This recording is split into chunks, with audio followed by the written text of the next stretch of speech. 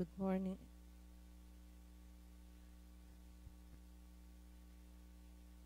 Good morning, everyone. Today, June 25, let us include the following intentions in our Eucharistic celebration.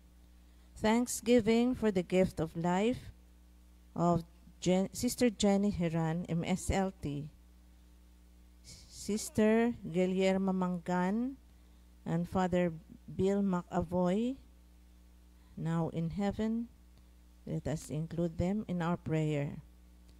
For Frank Aldrin Angelo, Antonio Abiera, John Soriano, and Ate Cora.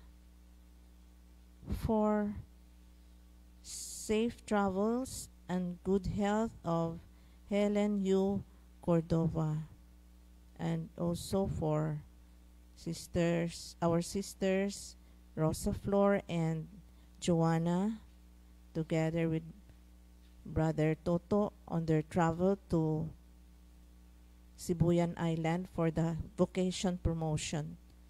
May they have their fruitful days with the people, with the youth in Sibuyan Islands. For healing and fast recovery of Janet Biaco, Mary Jel Rizardo, Lourdes Torre, Arnolfo Pastor, Luciana Yu, May Lui, Catherine Chang, Karen Ho Foylan. For the repose of the souls of the following: Juanita and Misula Lim, Susana Larida,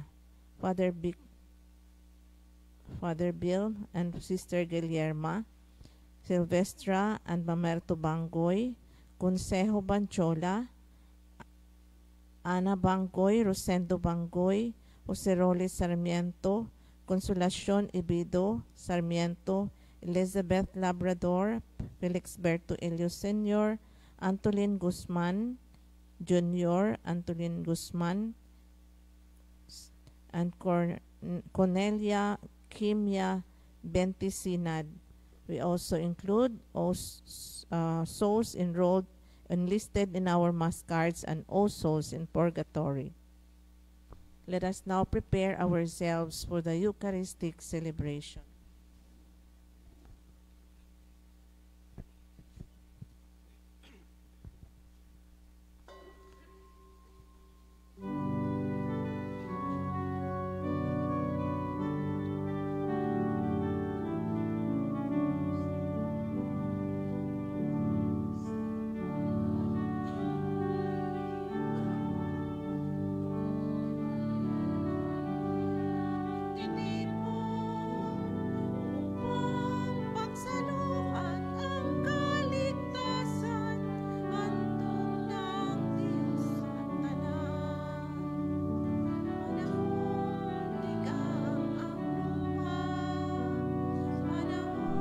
Nangani sagana ng himan at kaguluhan, kapayapaan ng Panginoon. Buong bayan ngayon'y nagtitipon upang pagsaluhan ang kaligtasan, handog ng Diyos sa tanan. In the name of the Father, and of the Son, and of the Holy Spirit. Amen. The Lord be with you. And with your spirit. Brothers and sisters, let us acknowledge our sins and so prepare ourselves to celebrate the sacred mysteries. You were sent to heal the contrite of heart. Lord, have mercy. Lord, have mercy. You came to call sinners. Christ, have mercy. Christ, have mercy. You are seated at the right hand of the Father to intercede for us. Lord, have mercy. Lord, have mercy. May Almighty God have mercy on us, forgive us our sins, and bring us to everlasting life. Amen. Let us pray. Grant, O Lord, that we may always revere and love your holy name, for you never deprive of your guidance those you set firm on the foundation of your love. Through our Lord Jesus Christ, your Son, who lives and reigns with you in the unity of the Holy Spirit, God forever and ever. Amen.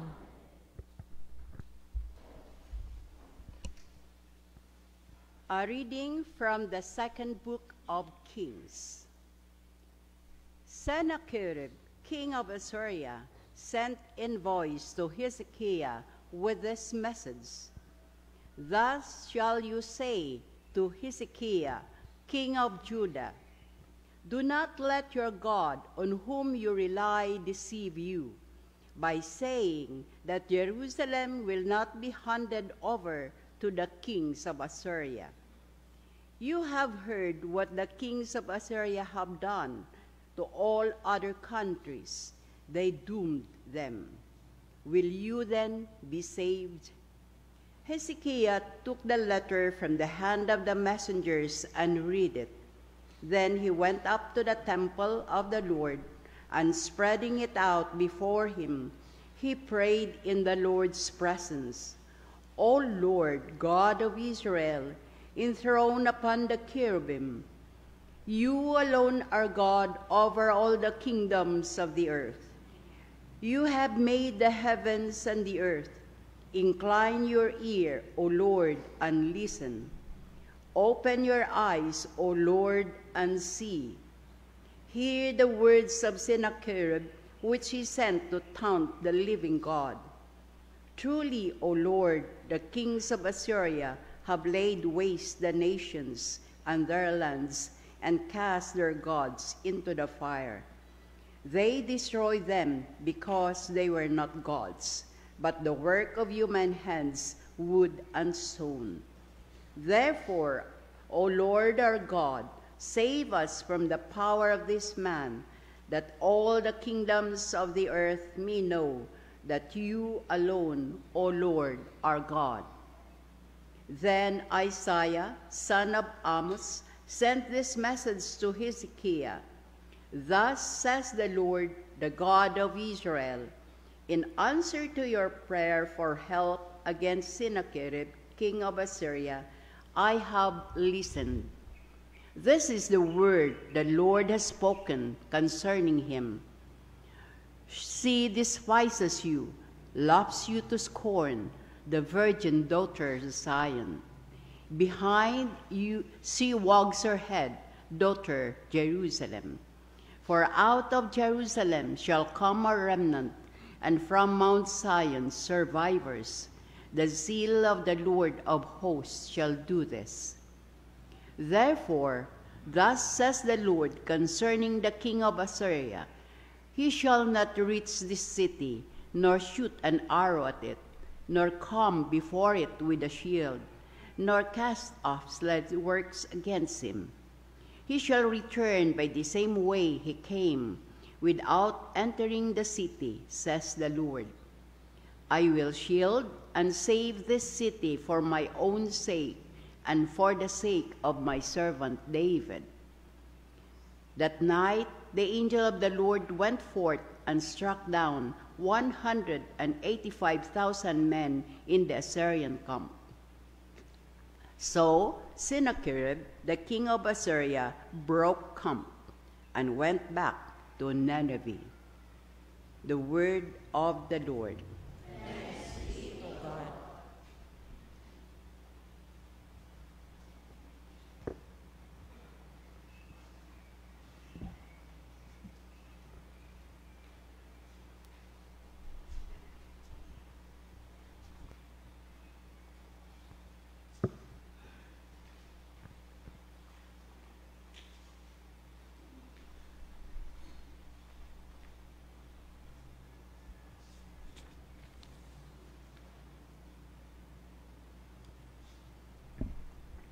God upholds his city forever. forever. God upholds his city forever. Great is the Lord and holy to be praised in the city of our God. His holy mountain, fairest and heights, is the joy of all the earth. God upholds his city forever. Mount Zion, the recesses of the north, is the city of the great King. God is with her castles. Renowned is he as a stronghold. God upholds his city forever. O God, we ponder your mercy within your temple. As your name, O God, so also your praise reaches to the ends of the earth. Of justice, your right hand is full. God upholds his city forever. God upholds his city forever.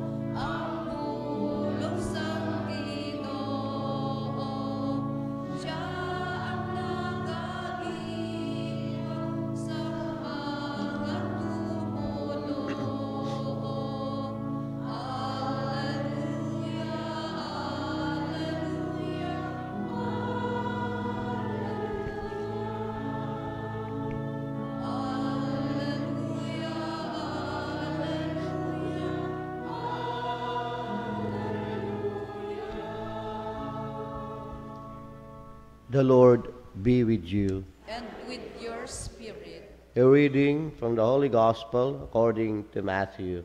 Glory to you, O Lord. Jesus said to his disciples, "Do not give what is holy to dogs, or throw your pearls before swine, lest they trample them underfoot and turn and tear you to pieces. Do to others whatever you would have them to do you. This is the law and the prophets. Enter through the narrow gate, for the gate is wide and the road broad that leads to destruction, and those who enter through it are many. How narrow the gate and constricted the road that leads to life, and those who find it are few."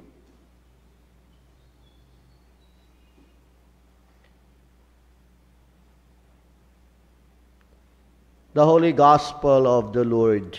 Praise to you, O Lord Jesus Christ.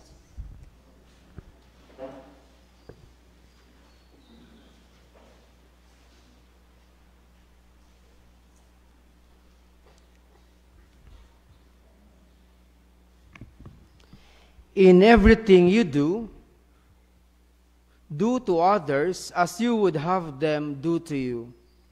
My dear friends, the road that leads to heaven is very narrow, and only few people finds it.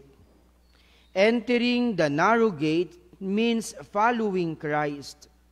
The best way to find it is by keeping the golden rule. Jesus never said that the journey would be easy, but he did say that the arrival is worthwhile. This is hard, but the Lord promised us that this gate leads to life eternal. He who does justice will live in the presence of the Lord. My dear friends, let us remember that God promised not a comfortable life, but life eternal. And so, observe the golden rule, do unto others what you want others do unto you. Kung sayudon pa, himuon natin ang mga mayad nga mga butang, nga luyag natin himuon kang atin mga kabugtuan man kanatin. And so, my dear friends, the question today is, how do you want others to treat you? If we want to get respect, then give respect. If we wish to receive kindness, then don't be stingy in giving kindness. In short, my dear friends, we get what we give. We get what we give. So treat others as you desire to be treated. Talk to people the way you want to be talked to. Respect is earned, not given. Life is like an echo. What you send out, it comes back. What we sow, we reap. What we give, we get. Therefore, radiate and give love, and it will come back to you. And so, my dear friends, as Christians, we are called to be instruments of love and goodness in the world. It is never easy. Mabudlay gid man ang magpalangga. Kapin pa ko ng tao nga ginapalangga nimo, gabugit-bugit man, o kun palanggaan mo nagainarte manabi, mabudlay gid man ang magpalangga. Pero amurian ang panawagan kag pagpanghangkat kanatin, there will always be an opposition. That is why many opt to play safe, doing and saying nothing in the face of evil and injustice around. Ti amudya ang panghangkat kanatin kang atin Ginoo sa kadiyang adlaw. Sa tunga kang diyang kabudlay, sa tunga kang diyang mga panghangkat, piliin natin sa giyapon ang magsunod ka na. Kag paano ang magsunod kay Jesus, ang diyang paghimo kang mga mayad nga mga butang sa atin isig katawo. Kag makita natin nga mabudlay ang magsunod kay Jesus, that is why in our gospel, gintugruan kita kang darwa ka puwertahan, ang magamay nga puwertahan, ang makitid nga puwertahan, kag ang mabahel nga puwertahan. Kag hambal ni Jesus, duro ang nagaagi, duro ang nagasunod, nagasilid sa diyang malapad nga dalan, banged kay komportable. Pero ano hambal ni Jesus? Ang mga tawo nga nagaagi, kag nagasilid sa diyang mahapus nga dalan, sa mahapus nga puwertahan, nagakadangat sa kalaglagan. Pero ang tawo nga nagapili kang makitid nga dalan, mabudlay, hindi bala magsilid sa gamay nga aragyan, kapin pa kun sa iskinita, tapos buyunan kaw, mabunggo gid busong mo sa may pader. Mabudlay, nagadaradya kang pagsakripisyo, pero makita natin nga after kang diyang sakripisyo, after kang diyang pagbatas, makita natin ang balos na, makita natin ang ana nga premyo. Kag ano ang premyo? Sa pagsunod sa diyang dalan nga makitid, wara tiliwan rin kundi ang kaluwasan, ang atin nga kabuhi nga wara it katapusan. Gani amudi ang pangangkat ka natin kang atin Ginoo. Sa tunga kang mga pagsakripisyo, piliin natin sa gihapon ang Ginoo. Banged kay ang balos na kadya, amo ang kabuhi nga wara it katapusan, ang atin kaluwasan. Ti makita natin sa kabuhi natin nga ang kalibutan naga-offer ka natin kang mahapus nga dalan. That is why nauso ka natin ang mga shortcut, nauso ka natin ang mga instant, nadura rin ka natin ang ginatawag natin nga pagsakripisyo kag pagbatas, bangod kay luyag natin ang madali lang permi, ang komportable lang permi, ang dasig lang permi. Pero makita natin nga nagakadura raman ka natin ang ginatawag natin sense of sacrifice. Gani kung maabtan kita kang mga pagsakripisyo, dayon kita reklamo. Gani makita natin ang klase kang tao kadya, bangod kay rayo sanda sa pagsakripisyo, nahimo sanda nga mga bulayloy kag mga bulayog. Bangod kay wara rin kananda ang sense of sacrifice. Ti kabay pa ilabirin gid sa atin nga mga katikista nga regya kadya, ang inyong nga dalan hindi mahapes, ang inyong dalan may kabudlay. Ti sala nyo ra, ginpili nyo nga magsunod kay Jesus. Pero ang diyang ginpili ninyo nga sahi kang kabuhi, magadara ka ninyo kang kadaragan. Kag ano ang premyo na? Mas pagid nga mangin marapit kamo sa aten Ginoo. Ti kabay pa, sa matag-adlaw natin nga pagpangabuhi, choose love, choose Jesus. Bisan pa kun kaisa, may kabudlayan, kabay pa. Palihog magtindag.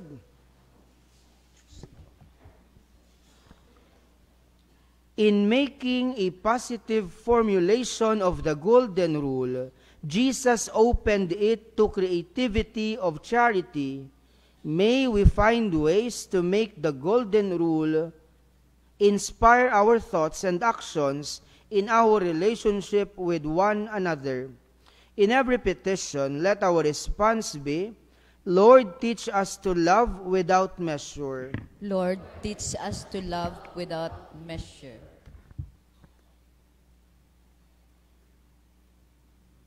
A good heart overflows with many acts of kindness. May we repay with goodness the many expressions of love that we receive from people, we pray. Lord, teach us to love without measure. May we persevere in doing good, even if our actions are not noticed or appreciated. For goodness and kindness are kept in the heart of God, we pray. Lord, teach us to love without measure. May children take care of their elderly parents so that they in turn may be cared for by their children in their old age, we pray. Lord, teach us to love without measure.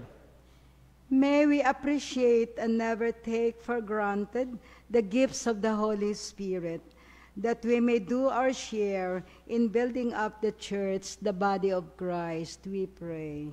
Lord, teach us to love without measure. May we enter the narrow gate that leads to life, bearing with patience and love the trials and crosses that come our way, we pray. Lord, teach us to love without measure. God our Father, help us to love our brothers and sisters in extraordinary and simple ways, and may this love be the inspiration and power of many acts of goodness. We ask this through Christ our Lord. Amen.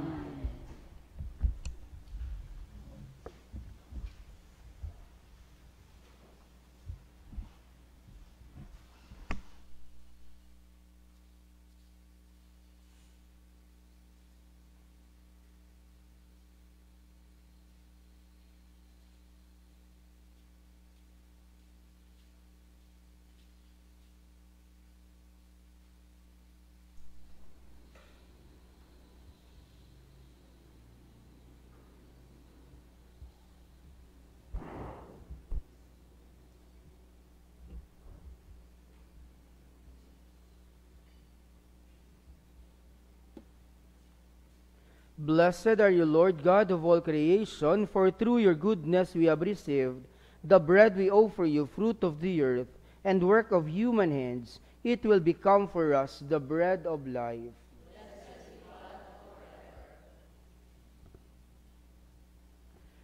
Blessed are you, Lord God of all creation, for through your goodness we have received the wine we offer you, fruit of the vine, and work of human hands. It will become our spiritual drink. Blessed be God forever.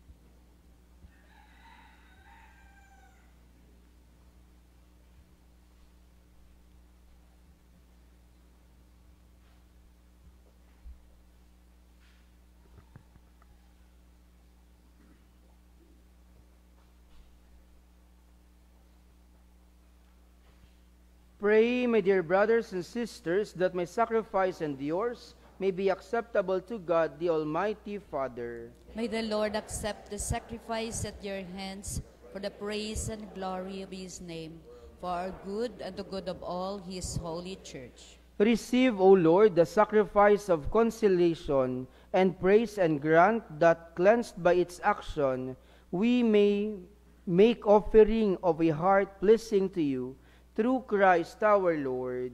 Amen.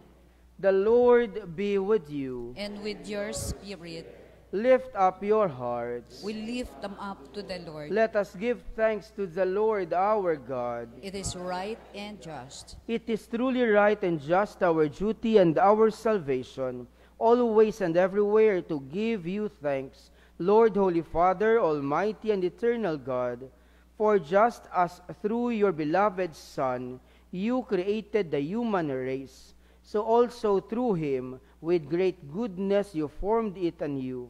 And so it is right that all your creatures serve you, all the redeemed praise you, and all your saints with one heart bless you. Therefore we too extol you with all the angels, as in joyful celebration we acclaim. Holy, holy, holy, Lord. Lord God of hosts. Heaven and earth are full of your glory. Hosanna in the highest. Blessed is he who comes in the name of the Lord. Hosanna in the highest. You are indeed holy, O Lord, the fount of all holiness. Make holy therefore these gifts, we pray, by sending down your Spirit upon them like the dewfall, so that they may become for us the body and blood of our Lord Jesus Christ.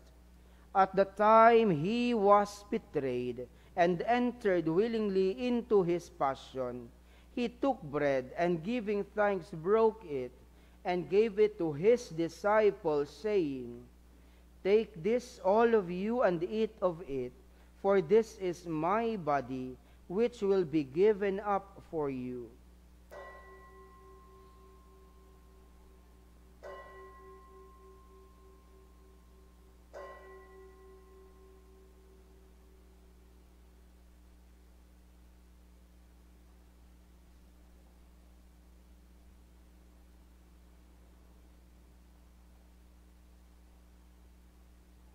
In a similar way, when supper was ended, he took the chalice, and once more giving thanks, he gave it to his disciples, saying, "Take this, all of you, and eat and drink of it, for this is the chalice of my blood, the blood of the new and eternal covenant, which will be poured out for you and for many, for the forgiveness of sins. Do this in memory of me."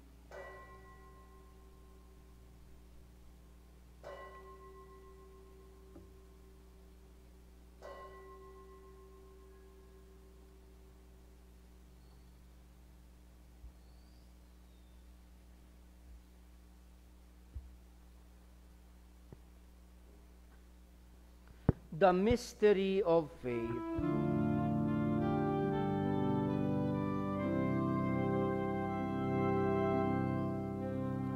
Kamatayon sa Ginoo,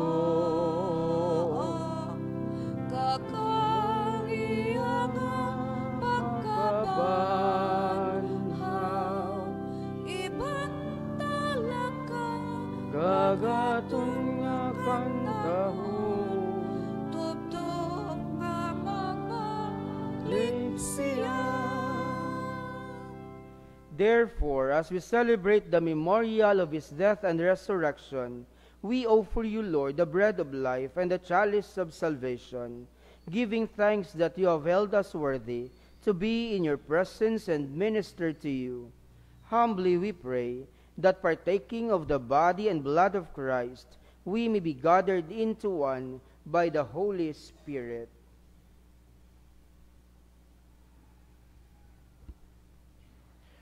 Remember, Lord, your church spread throughout the world and bring her to the fullness of charity. Together, Francis, our Pope, Marvin, our Bishop, and all the clergy.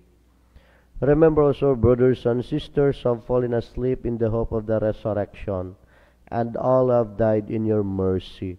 Welcome them into the light of your face. Have mercy on us all, we pray, that with the Blessed Virgin Mary, Mother of God, Saint Joseph, her most chaste spouse, with the blessed apostles, and all the saints who pleased you throughout the ages, we may merit to be co-heirs to eternal life, and may praise and glorify you through your Son, Jesus Christ.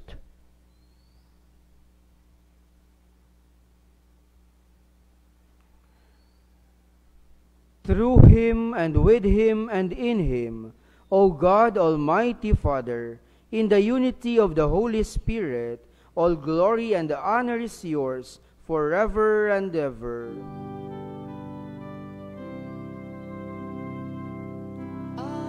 Amen. Amen. Amen.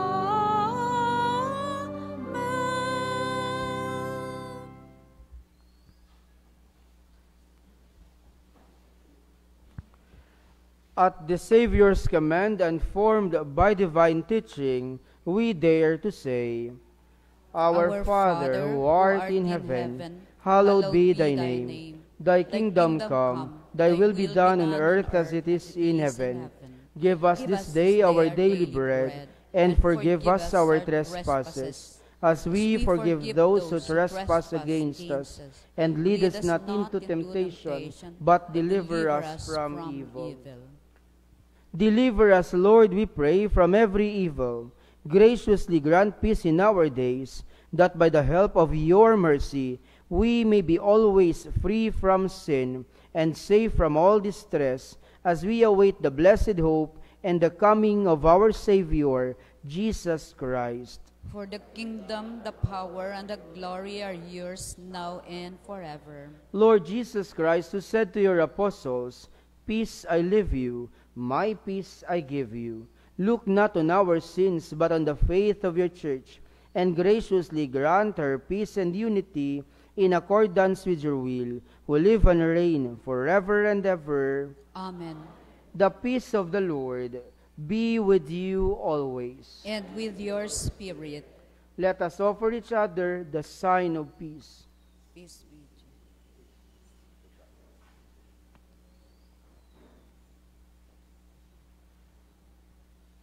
you. Lamb of God, you take away the sins of the world, have mercy on us. Lamb of God, you take away the sins of the world, have mercy on us. Lamb of God, you take away the sins of the world, grant us peace.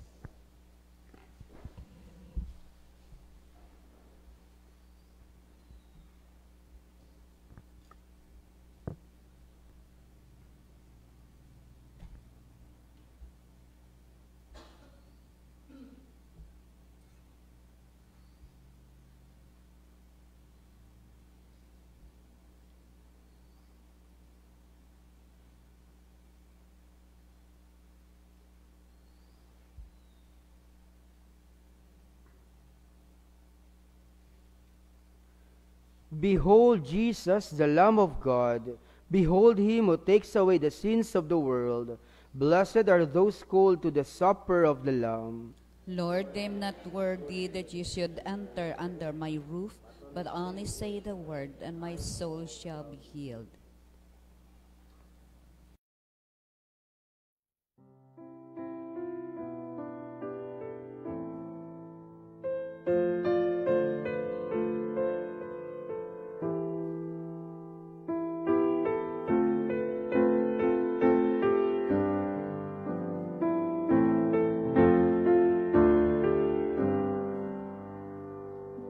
My Jesus, I believe that you are present in the most holy sacrament.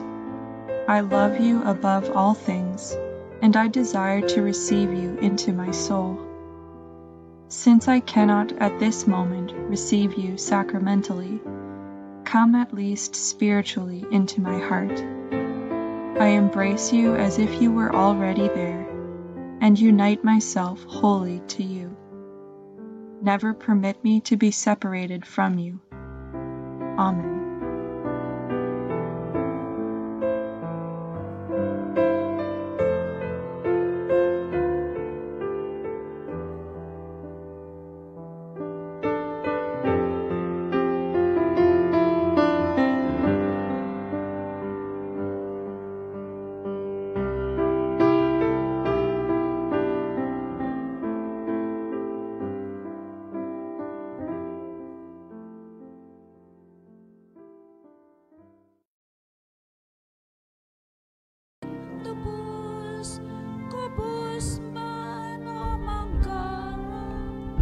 isa kasimbahan, alalangay ang tanan.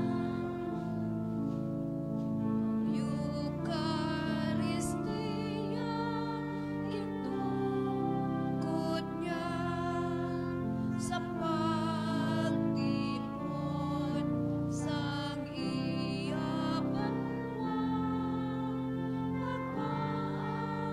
pintalay sa mangkan kakabutlay, luha kakalipay.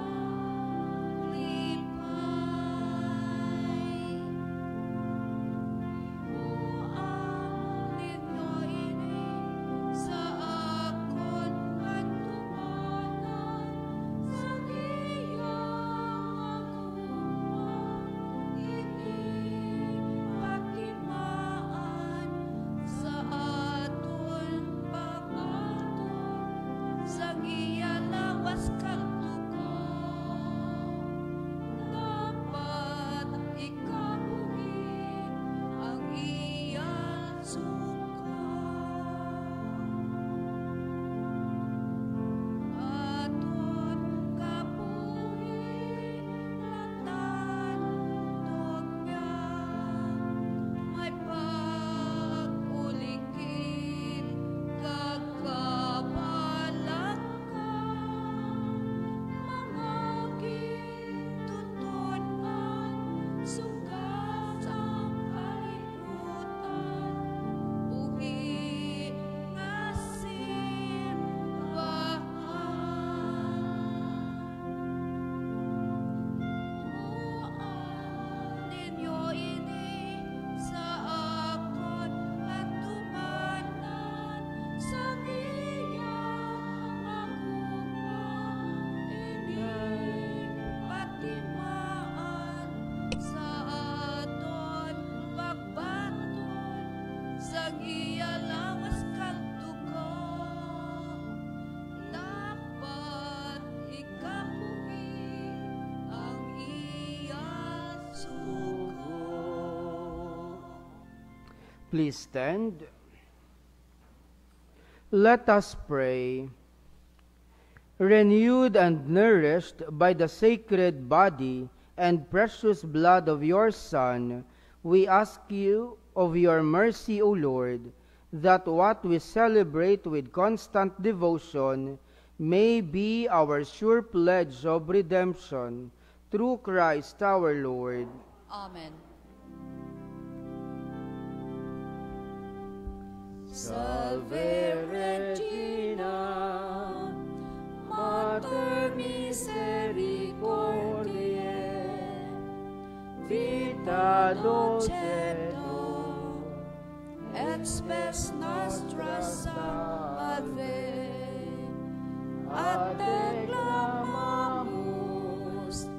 exules Filii Evi, a te suspiramus, gementes et flentes, in hac lacrimarum vale.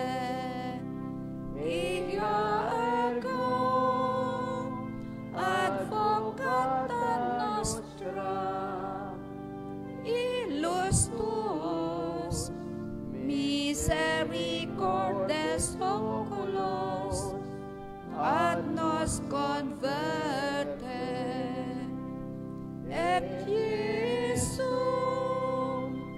benedictum fructum ventris tui, nobis post exilium ostende, o clemens, o pia, o dulcis Virgo Maria. Kaninyo nga tanan, durugid nga salamat sa pagpakigimaw sa pagselebrar kang diyang santos nga misa. The Lord be with you. And with your spirit. And may the Almighty God bless you all, the Father, and the Son, and the Holy Spirit. Amen. Go in peace, glorifying the Lord by your life. The Mass is ended. Thanks be to God.